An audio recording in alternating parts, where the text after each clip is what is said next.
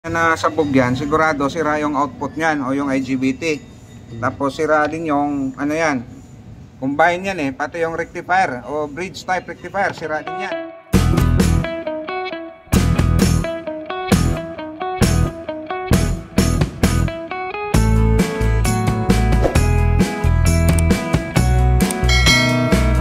So,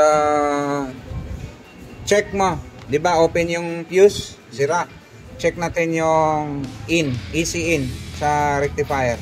Dalawa magkatabi yan. Ayan, sige. Baliktarin mo.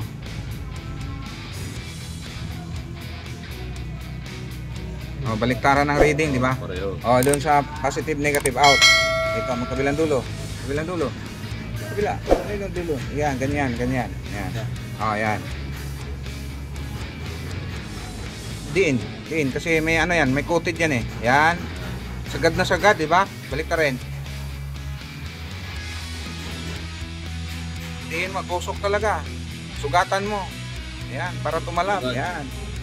Kasi dito pa lang sa gitna, mayroong reading na sa ECN pa lang. Doon sa ano, doon sa IGBT. Yan.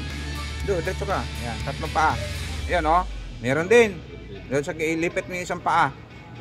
Yan. Meron din. So, ibig sabihin, ganito yan. Ganito ang trouble niyan.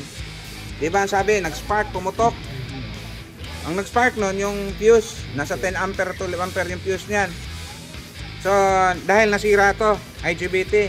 Nung nasira nag-short, siyempre, sa taas ng current nandito, napuwersa ngayon yung bridge type rectifier mo. So, kaya nga, laging partner yan Pag nagpalit ka nito, IGBT, magpalit ka rin nito. Saka ka magpalit ngayon ng fuse. Ngayon, pag medyo alanganin ang nabili mo, local ang nabili mo nito, piki, ewan ko, paano yan, puro made in made in piki So, made in piki, ibig sabihin, andar yan. So, pagka umandar, gagana ng konti, bam, puputok na naman. Kailangan magandang klase ito na ilalagay natin. So, sa tingin nyo, saan tayo makabili ng magandang klase dyan?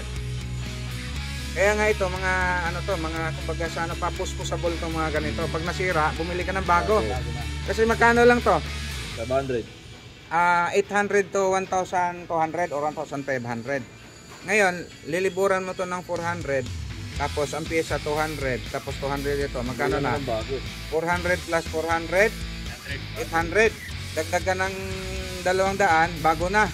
Diba? Tingin nyo, paggawa hindi. Hindi na bago. Wala pa sa isang. Sige. Bye.